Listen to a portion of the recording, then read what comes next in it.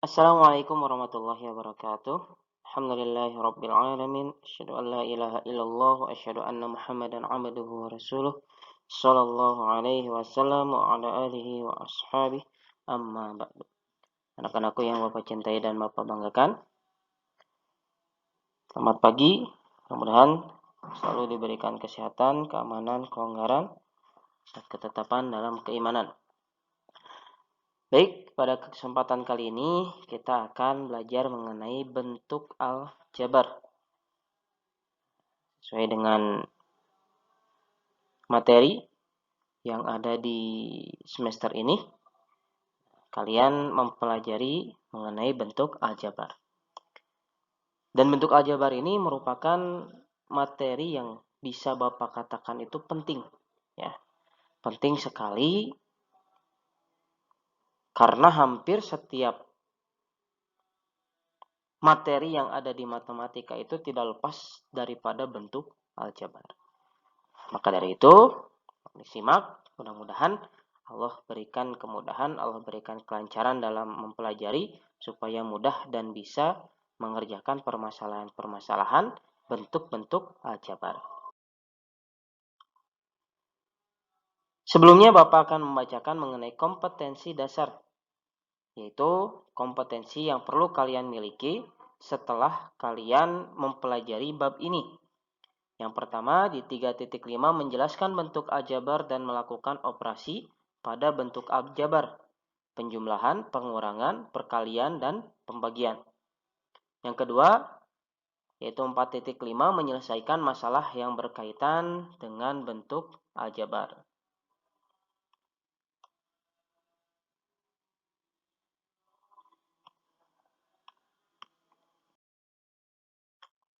Indikator pencapaian kompetensinya. Kompetensi itu tercapai apabila indikatornya yang pertama kalian bisa menganalisis suatu bentuk aljabar dari permasalahan sehari-hari. Jadi misalkan diberikan permasalahan ini, nah kalian bisa mengubahnya menjadi bentuk aljabar atau sebaliknya. Mungkin dari bentuk aljabar kalian ubah menjadi suatu contoh. Yang kedua 4.5.1 menyelesaikan masalah yang berkaitan pada bentuk aljabar dengan menggunakan lebih dari satu cara. Nah, karena sekarang ada yang disebut dengan open-ended. Jadi jawaban itu tidak hanya satu, bisa lebih dari satu cara. Nah, bahkan mungkin lebih dari satu jawaban juga mungkin. Nah, dari itu indikator setelah kalian belajar mudah-mudahan bisa tercapai. Ini kemampuan-kemampuan yang harus kalian miliki. Baik, masuk ke variabel. Masih ingat dengan variabel? Sebelumnya kita pernah membahas apa itu variabel. Nah, variabel itu simbol atau simbol ya, lebih enaknya. Nah, simbol yang menunjukkan suatu bilangan, nilai suatu bilangan yang belum diketahui. Nah, jadi kita bisa mengibaratkan terlebih dahulu sebelum kita menyatakan nilai bilangan tersebut. Menyatakannya dengan apa? Dengan variabel. Nah, dengan menggunakan variabel ini, mudah-mudahan kita ya bisa menyelesaikan konsep-konsep bentuk aljabar. Karena penting mengetahui variabel. Nah, dalam bentuk aljabar sendiri kan ada variabel, ada konstanta, dan ada koefisien dari variabel. Nah, koefisien variabel itu bilangan yang menggandeng variabel tersebut. Nah, sedangkan konstanta itu adalah bilangan yang tidak memiliki variabel. Nah, sekarang coba kalian cari berbagai sumber di internet mengenai penjelasan dari pengertian variabel. Kadang masing-masing dari penjelasan itu berbeda. Nah, silahkan kalian cari sumber yang menurut kalian mudah untuk difahami. Selanjutnya, menyatakan variabel dari permasalahan sehari-hari. Nah, bagaimana sih kita membuat suatu bentuk aljabar menggunakan variabel dari permasalahan yang kita temui di sehari-hari? Contoh nih, Bapak punya suatu permasalahan. Harga sepatu dan kaos kaki itu dilambangkan masing-masing dengan sebuah huruf abjad. Nah, jadi bebas, kalian bisa memilih nih huruf abjad dari A sampai Z, pilih salah duanya untuk mengganti harga sepatu dan harga kaos kaki. Nah, tentukan harga dari 3 buah sepatu dan 6 pasang kaos kaki. Bisa dipisah ya masing-masing. Yang kedua, apabila ayah memberikan uang sebesar 320.000 untuk membeli barang pada soal A, tuliskan bentuk aljabar dari kembalian yang didapatkan oleh ayah. Nah, jadi andaikan ayah membeli yang ada di A ini, nah ayah beli dengan uang sebesar 320. Nah, ayah akan mendapatkan kembalian berapa tuh? Yang terakhir, ayah membeli 8 pasang kaos kaki dan 12 buah sepatu. Tuliskan bentuk aljabar dari jumlah uang yang harus dibayar ayah. Nah, bagaimana penyelesaiannya? Simak tengok. Jawab yang pertama. Nah, kita harus tulis misal terlebih dahulu. Kalau misalkan kita tidak menuliskan misal, maka kemungkinan besar yang membaca itu tidak paham. Ya, tidak paham A itu apa, B itu apa, C itu apa. Nah, maka kita gunakan permisalan terlebih dahulu. Bapak misalkan nih di sini A itu sebagai harga sepatu. Misalkan kalian ingin M sebagai harga sepatu ya silahkan. Atau S sebagai harga sepatu juga sama, silahkan. Lalu B yaitu adalah harga kaos kaki. Nah, ini pemisalannya ada A, ada B. Maka kita bisa menjawab soal yang nomor A. 3 buah sepatu sama dengan 3A. Dan 6 pasang kaos kaki sama dengan 6B. Lalu untuk kembalian yang akan ayah terima, ayah membayarkan nih uangnya 320. Nah, maka kembaliannya itu 320 dikurangi harga sepatu ditambah harga kaos kaki. Harga sepatu di nomor A kita tuliskan dengan 3A. Harga kaos kaki kita tuliskan dengan 6B. Nah, 320 dikurangi 3A ditambah 6B. Nah, atau dapat ditulis kembalian yang didapat ayah adalah 320.000 dikurangi 3A dikurangi 6B. Nah, kenapa kok ini bisa berubah? Lihat di sini. Di sini ada tanda kurung, di sini ada tanda kurang. Ketika kita ingin membuka kurungnya, jika di sini ada tanda kurang, maka tanda kurang ini atau negatif harus dikalikan dengan angka-angka yang ada di dalamnya. Dengan bilangan-bilangan yang ada di dalamnya. Nah, di sini ada 3A, di sini ada 6B. Maka negatif ini kita kalikan. Sehingga 3A menjadi negatif 3A. Yang 6B menjadi negatif 6B. Lalu untuk yang C, ketika ayah ingin membeli 8 kaos kaki dan 12 sepatu, bagaimana kita menuliskannya? Maka yang harus dibayar oleh ayah adalah kaos kaki itu B, sedangkan sepatu itu A. Nah, 8B ditambah 12A. Seperti itu. Oke, bisa difahami ya? Mudah-mudahan paham. Apabila ada pertanyaan, silahkan nanti ditanyakan. Selanjutnya, penjumlahan bentuk aljabar. Penjumlahan bentuk aljabar itu yang pertama bisa dijumlahkan apabila variabelnya sama. Apabila variabelnya berbeda, maka tidak bisa dijumlahkan. Tidak bisa disederhanakan. Lalu bisa menggunakan sifat-sifat penjumlahan pada bilangan bulat. Nah, yang sudah pernah kita pelajari sebelumnya. Ada komutatif, ada asosiatif, dan lain sebagainya. Misal, contoh X tambah X akan menghasilkan 2X. Nah, inilah penjumlahan memiliki variabelnya sama. Karena variabel sama, istilahnya kalau misalkan kita punya kotak, kita tambahkan dengan kotak yang lain, berarti kita punya berapa kotak? 2 kotak. Nah, ini sama seperti itu. X ditambah X, maka sama dengan 2X. Kalau misalkan Bapak punya 3X ditambah X, jadi berapa? Jadi 4X. Nah, sedangkan apabila variabelnya berbeda, maka ini tidak berlaku. Ya, Y ditambah 2X itu bukan menjadi 2XY atau menjadi 3XY. Itu salah. Ya, tidak tepat. Tapi yang tepat, kita bisa mengubah menggunakan hukum komutatif, yaitu pertukaran. 2X ini kita pindahkan ke depan, sedangkan yang Y-nya kita pindahkan ke belakang. Nah, kenapa kok harus dipindahkan seperti ini ya? Secara umum, biasanya bentuk aljabar itu diurut dari abjad terendah. Nah, abjad itu kan ada A, B, C, D, dan seterusnya. Nah, dalam kasus di sini, X dan Y lebih dulu X. Nah, maka kita tulis X di sebelah kiri dan Y-nya yang di sebelah kanan. Contoh untuk penjumlahan. Sederhanakanlah bentuk berikut. Yang pertama, 1. X tambah X tambah X tambah X tambah Y tambah Y. Yang kedua, buka kurung, 2X tambah 3Y tutup kurung tambah buka kurung 3X tambah 4Y tutup kurung. Nah, dalam bentuk aljabar ya kita harus menyederhanakan bentuk-bentuk aljabar ini. Ya.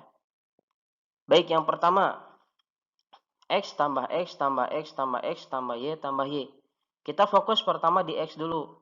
Nah, di X ini kita lihat ada berapa X-nya? Ada 1, 2, 3, 4. Maka ketika dijumlahkan akan ada berapa X?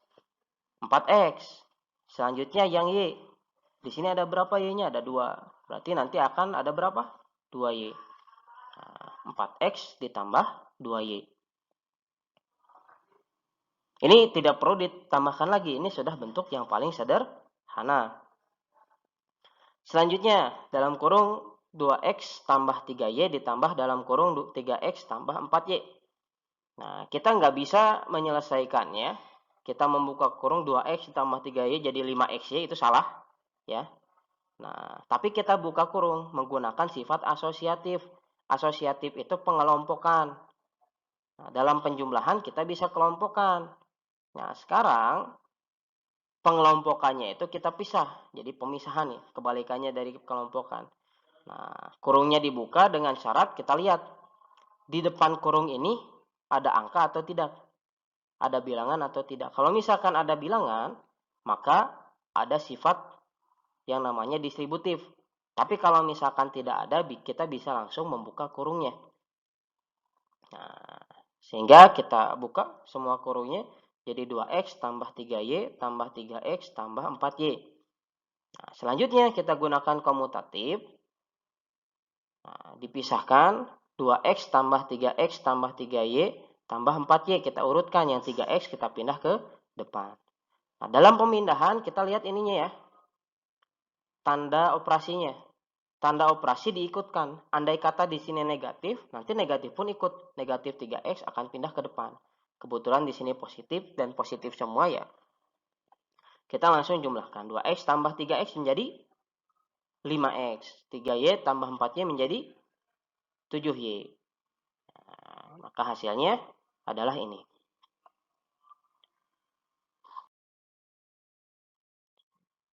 Contoh yang kedua. Sederhanakanlah bentuk berikut.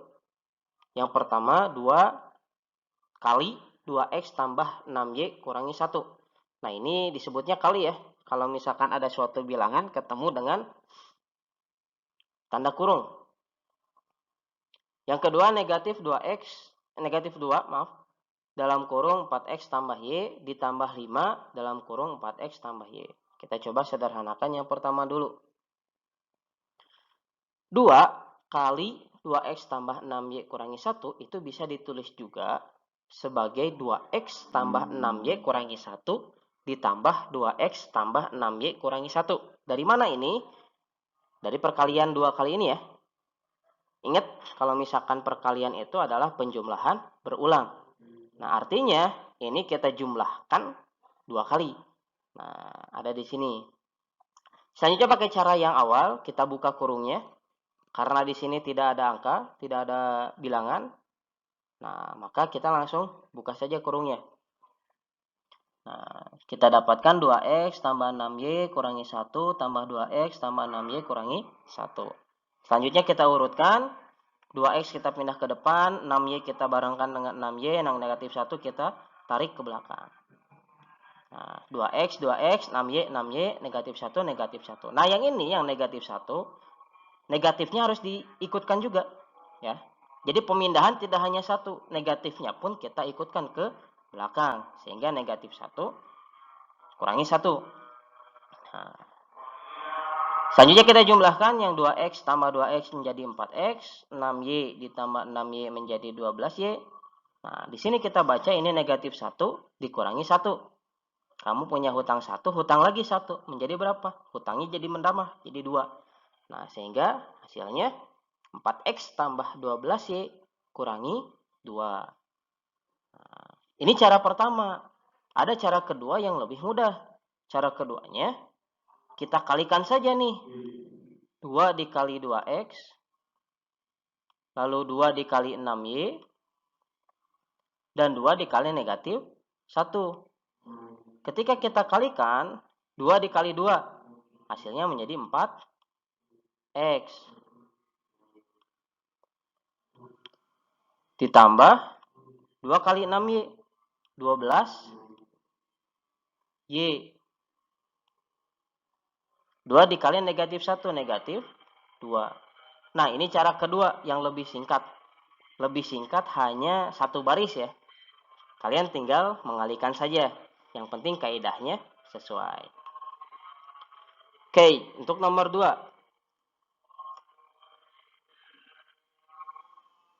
Negatif 2 dikali 4x tambah y ditambah 5 dalam kurung 4x tambah y. Nah, kita lihat nih. Antara kanan dan yang kiri ini, dia sama-sama 4x tambah y. Yang ini 4x tambah y, yang ini 4x tambah y juga. Maka, kita bisa menjumlahkan terlebih dahulu bilangan yang ada di luar kurung. Ya. Kita dapat tuliskan menjadi seperti ini. Negatif 2 ditambah 5. Negatif 2 ditambah 5. Yang ini 4x tambah y. Nah, ini tulis ulang ya. Tetap dalam kurung. Selanjutnya kita jumlahkan dulu yang ini. Karena yang ini tidak bisa dijumlahkan, kita jumlahkan negatif 2 ditambah 5. Nah, kamu punya hutang 2, bayar ke orang lain 5, maka akan kembalian berapa? 3. Sehingga kita tulis 3 positif 4x tambah y. Nah, selanjutnya kita bisa gunakan cara yang ini. Atau kalian mau rinci seperti ini juga boleh. Nah, 3 dikali 4 jadi 12, 3 dikali y jadi 3. 12x tambah 3y. Nah, atau ini bisa kalian satu-satu dulu. Nah, jadi dari negatif 2 kali 4x, negatif 2 kali y, 5 kali 4, 5 kali y. Nah, seperti itu. Alhamdulillah, jazakumullahu khairan. Nah, nanti untuk mengerjakan soal nomor 2, pretest, apostes, nah, silahkan kalian menggunakan dua cara. Seperti tadi yang Bapak ajarkan. Ini cara yang pertama, ini cara yang keduanya.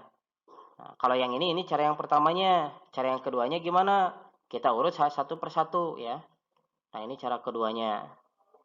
2 dikali dulu. Yang ini juga sama.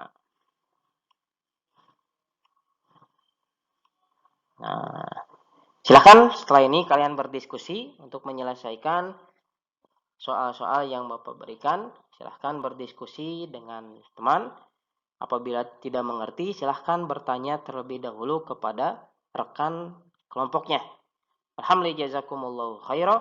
Assalamualaikum warahmatullahi wabarakatuh.